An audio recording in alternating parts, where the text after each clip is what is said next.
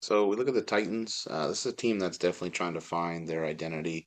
Losing guys like a Derrick Henry, I think definitely hurt them. Definitely it was upsetting for them. Their franchise leader is gone. QB, I mean, we all know about the Tannehill years. Now going to Levis and seeing what he's gonna do. Yeah, it's a definitely a team that's just trying to get back to being pretty competitive in the South as well as just being competitive in the league. It's hard, man, but I mean they're trying to do what they can. They were 6-11 last year, 5-4 at home, 1-7 away, 1-5 in the division, 305 points. They gave up 367 points though. They were 29th in passing yards with 180.4, 17th in rushing with 108.6, 27th in points for with 17.9, and 16th in points against at 21.6.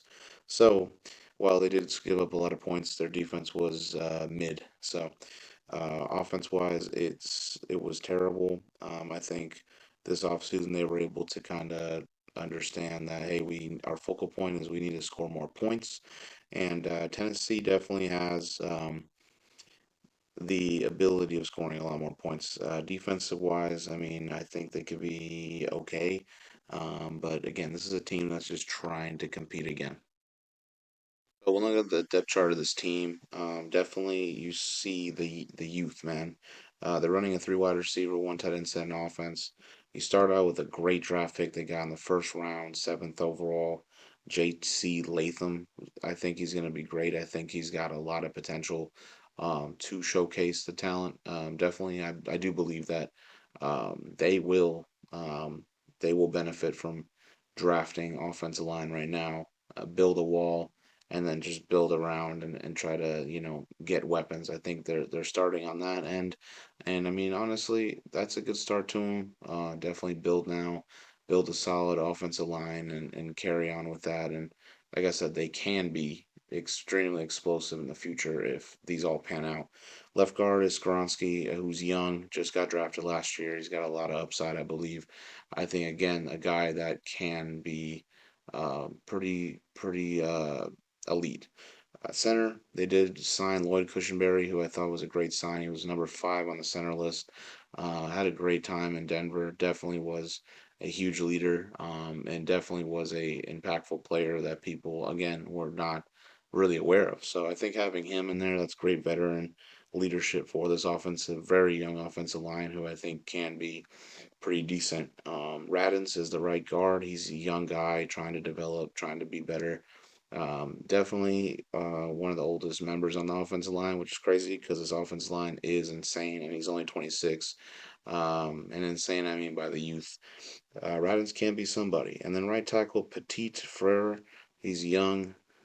Definitely has not had he's still learning, he's still trying to get better experience. So again, really good young offensive line that equals to some good things that seem like they're gonna pan out to do in the future for them. Will Levis is their QB. It's time to show everybody in his second year what he can do. Show some growth. I'm not saying superstardom, I'm just saying show some growth, show that you know what you're doing and what you can do, and the fact that you are a reliable quarterback of the future for this franchise.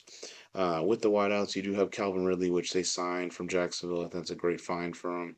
Great sign. I think it's going to complement DeAndre Hopkins there, who's also an honorable mention.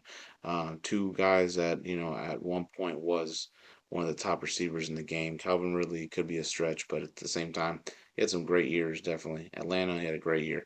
So overall, that's really nice to see those receivers there for Levis, as well as adding Tyler Boyd, who played for the Bengals.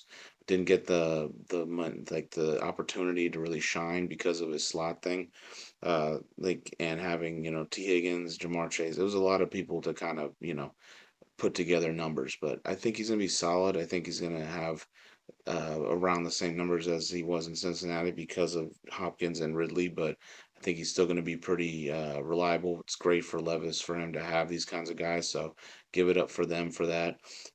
At the running back position, you do have Tony Pollard, which they also signed. Again, they are just trying to get weapons out here. They're trying to get better as a football team. They want to score more points. Tony Pollard, I think, is a great compliment as well to the running game to try to get better.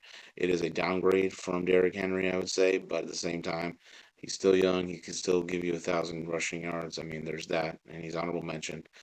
So overall, watch him for sure. See what he does in Tennessee, especially with the young offensive line. And the tight end slot, you do have a Kwanku who has upside. He's in a bigger role now, so he's got to step up and showcase his talent there. At the defense side of the football, you do have a 3-4 base, which they're running. Joseph Day at D end. He's a veteran guy. He's been there before, done that. He just needs to stay on the field, and I think he can have a pretty decent season. He's more of a D tackle, though, but I mean, having him at D end's okay. I think it can work out for him. At the D tackle, you do have Tavontre Sweat, which was a draft pick for him. I think he could be pretty good. Again, we have to see him actually play more football in the league. But overall, that's a great draft pick for them to try to get and also build on their defense. With the other D end is you got Jeffrey Simmons, who's an absolute monster. He's number 8 as a D tackle on my list. Keep moving him, but anywhere he goes, I think he's very impactful on the D line. So watch out for him. He's going to have another great year. Again, just a really reliable defensive lineman who honestly bullies offensive lines. So it's entertaining to watch him. At the linebackers, they do have Arden Key, which I think was a really good find for them as well in the offseason to try to build up again on their defense here. He's just got to step it up. I mean, he's to that point where he needs to showcase what he's about. Is he an edge rusher? Like, what is he? What is he gonna do? There's the numbers are low, so we'll see what he does. At the left inside linebacker, you're gonna have Kenneth Murray, who's in a big role. I think he's definitely been having a shaky career, and I think this is kind of motivation for him to kind of know that hey, you are one of the inside linebacker starters. You got to start playing the way you do the way you were drafted. And I mean, this is a huge year for him. At the other side, with the right inside, you do have Gibbons, who's young, definitely is trying to learn to be better as a inside linebacker. He's got a big role here as well, having to start. So I think this is really good for both of them. And then on the outside, you're going to have Harold Landry III, which is honorable mention, double-digit sack guy, great edge rusher, definitely underrated. Um, Again, like I'm very excited to see what he does this year as well. With the corners, you do have Chidobe Awuzie, who has a big role as a cornerback one. He was pretty decent in Dallas. Definitely in Cincy, he was like kind of eh. So I mean, Awuzie has definitely been a journeyman. I would say the cornerback one I think is a it's a huge test for him, but we'll see what he does. He's got to step it up this year for that. To the corner, you do have L'Jarius Sneed, which they signed. Kind of crazy. He came from Super Bowl champion to now trying to build and be in a rebuilding franchise. I don't know if it was for money or whatnot. I'm going to say it was for money. But I mean, he's a legit corner as well. He was a top 10 guy. He's honorable mention on my list this year. He can honestly go back to top 10. Physical corner, definitely does defend some of the best receivers in the game and tackling machine for a corner, not afraid to hit. So overall, that's great for them to bring some intensity there. At the nickelback, you're going to have McCreary, who's young and honestly a little unproven. So we'll see how that goes. Definitely believe that he can be pretty decent for this defense.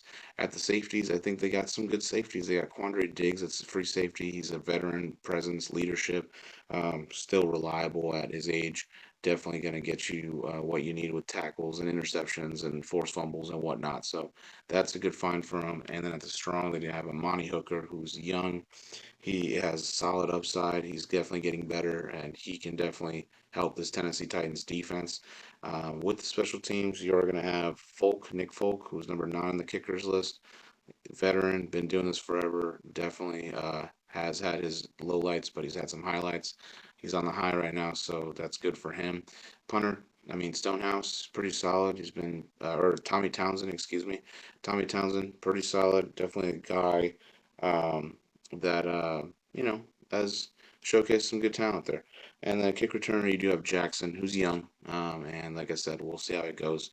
Overall, this is a roster that has some questions and have some people that need to prove it, but the youth is kind of the movement that they're going for, and I mean that's always a good sign for a franchise that looks like they're moving in the right direction, trying to become competitive again. And all you can say is honestly, they're doing their best. So right now, looking good right now.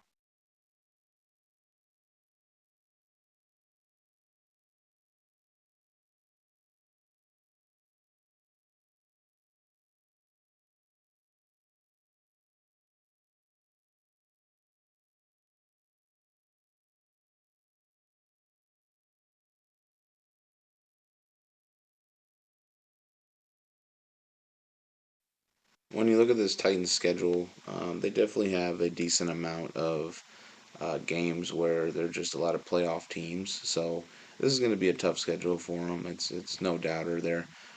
So let's just take a look at it. First of all, they lost to Chicago in Week 1. They will lose to New York and Green Bay. I think they'll pull off the upset. They'll beat the Miami Dolphins. It's just one of those trap games that I can see Miami losing to, but also the fact that I just believe that the Titans they're motivated to win one after losing a lot. They'll have their bye. They will lose to the Colts, to the Bills, to the Lions, Patriots, Chargers, Vikings, Texans, Commanders, Jags, Bengals, Colts, and Jags. It's just a lot of playoff teams and a lot of teams that just have a better roster than them. They will end the season with beating Houston, having Houston probably rest their starters by then. I think they're a playoff team and Super Bowl contender. So overall, this is a Tennessee Titans game, a Tennessee Titans team that will be 2-15. It's harsh. I think it's really harsh to say that, but I mean, is Will Levis the guy? I don't know. And is his team legit? It's just a lot of unanswered questions, and I think this team's just got one of those schedules that's just not favoring them this year. It's just looking like a 2-15 team. I think they can build off of it, and I think they can definitely get a another great draft pick where they can they can be very competitive and definitely a possible playoff team in the future, far future, but future.